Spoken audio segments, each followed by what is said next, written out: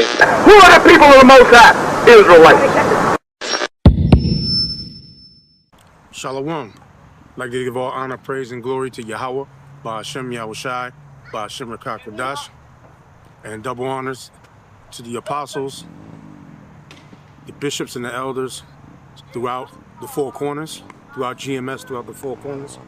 And what I'm going to talk about is one of the reoccurring topic that occurs pretty much anytime we encounter you simple-ass Christians, no matter what form or fashion that you come in, you simple-ass Christians. And the number one thing, or the number one problem we always run into with you is the fact of the Gentile issue. You can't understand the Gentile issue. There's something really wrong with you. Because for us, it's easy to understand. See, because you people have been taught replacement theology. The Bible doesn't deal with replacement theology. The Israelites were the chosen people from Genesis, Exodus, Leviticus, Numbers, Deuteronomy, Joshua, Judges, Ruth, Ezra, all the way on down to the book of Revelation. The Israelites are the chosen people. Now, what happened is, during the time of the Greek occupation, Israelites became Hellenized. Just like now. Right now, me speaking, I'm Americanized. I was born in America. I'm an Israelite that's Americanized, that was born in America. Back then, you had Israelites that were Hellenized, which were living among the different Greek city-states and following the customs of those people in the Greek city-states. And that's what the scriptures were speaking about when it said about that there's no difference in Galatians, the 3rd chapter, when there's no difference between Jew nor Greek. Because the Greek that it was speaking about were Hellenized Israelites that were speaking Greek and following Greek traditions. Now, pretty much most, and anyone will acknowledge that the first Gentile convert would be Cornelius when you read the book of Acts, the 10th chapter. So I'm going to go there and briefly read a little bit of it. Acts 10:1. There was a certain man in Caesarea called Cornelius, a centurion of the band called the Italian band. So right away, the Caesarea, or Caesarea, however you want to pronounce it, you say tomato, I say tomato, is located on the eastern bank of the Mediterranean Sea, along Ashdod, Caesarea. Those two cities are seaport cities on the eastern bank of the Mediterranean Sea. That's where they're located. Now, it said, there was a man of Caesarea called Cornelius, a centurion of the band of the Italian band. Right away, you see it says of the Italian band, and right off the top of your head, a lot of you stupid Negroes is going to equate, oh, she is talking about a white man. A lot of you stupid white people think that it's automatically talking about a white person. That shows the stupidity of you people.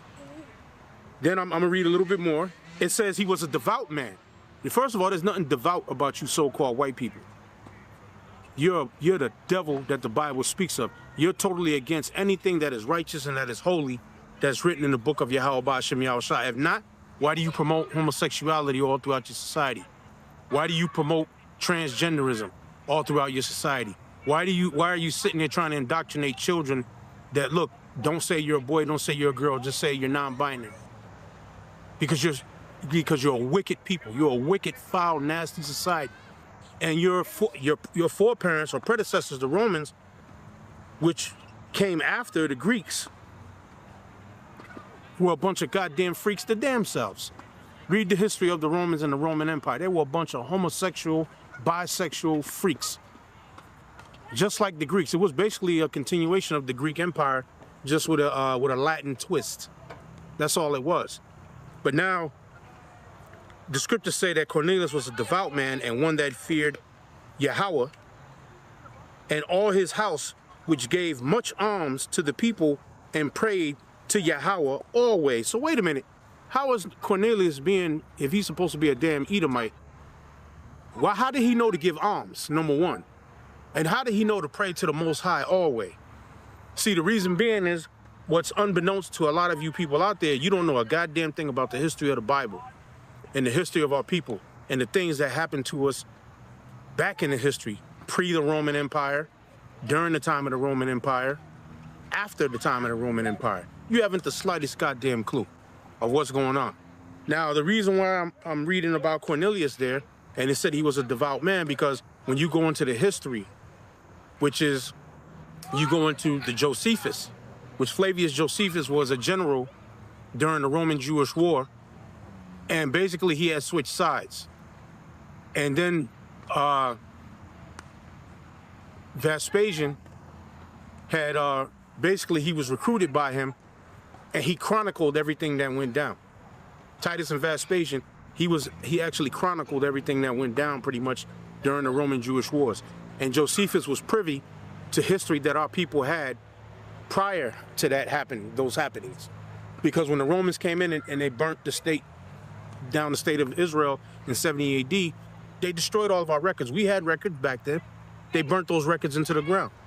So Josephus is the only one who he had eyes on those records. He recorded in his history that happened before the time of the Roman-Jewish Wars.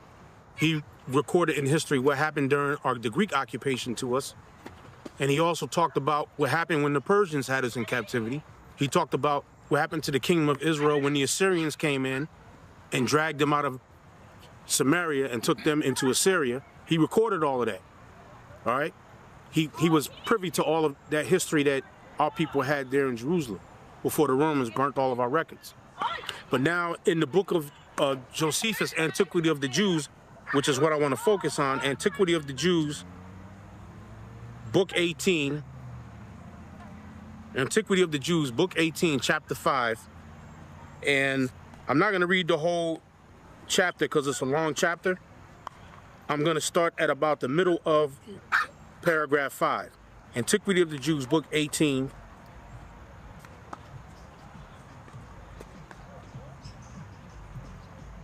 Chapter 3, paragraph 5.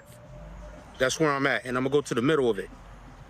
It says, these men persuaded Fulvia, a woman of great dignity, and one that had embraced the Jewish religion, to send purple and gold to the temple at Jerusalem, and when they had gotten them, they employed them for their own uses, and spent the money themselves, on which account it was that they at first required it of her.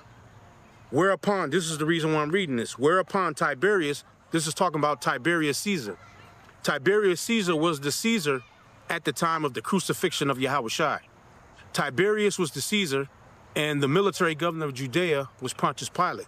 Pontius Pilate answered to Tiberius Caesar. So Tiberius was the Caesar during the crucifixion of Yahushua.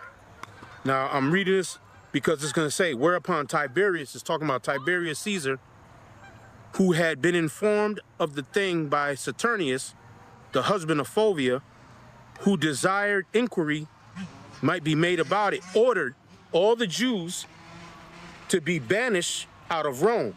So Tiberius Caesar, now when this happened, when you look it up in history, this happened in 19 AD. 19 AD was during the reign of Tiberius Caesar. Tiberius in 19 AD had banished all the Jews from Rome in 19 AD. Now, why am I reading on that, and why am I connecting that with Cornelius? Now you're going to see, because I'm going to read on in the history. For Tiberius, who desired inquiry might be made about it, ordered all Jews to be banished out of Rome. See, we read in Acts the 18th chapter when Emperor Claudius commanded all Jews to depart from Rome. That was the third time Jews was kicked out of Rome. When you read Acts 18 under Claudius, the second time was in 19 AD under Tiberius. And there was another time before Tiberius that Jews were expelled from Rome. There were 3 expulsions from Rome. This is the second one in 19 AD. And it says Jews to be banished out of Rome, and which time the consuls listed 4,000 men out of them and sent them to the island of Sardinia. So out of the Jews that were banished out of Rome, 4,000 of them they pulled to the side, and they sent those 4,000 Jews to the island of Sardinia, but punished a greater number of them who were unwilling to become soldiers on account of keeping the laws of their forefathers.